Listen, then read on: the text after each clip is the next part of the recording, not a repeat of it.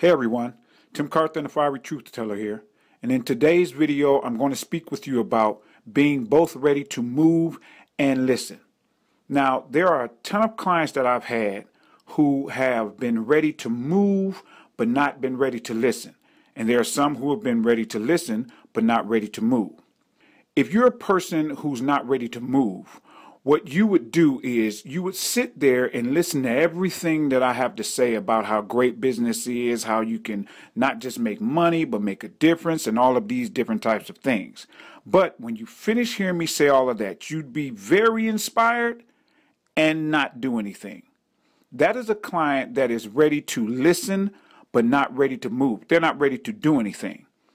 On the flip side, you have the clients who are ready to do things. They have the energy, they have the drive, they have everything that they need in order to move, except for they don't want to take counsel.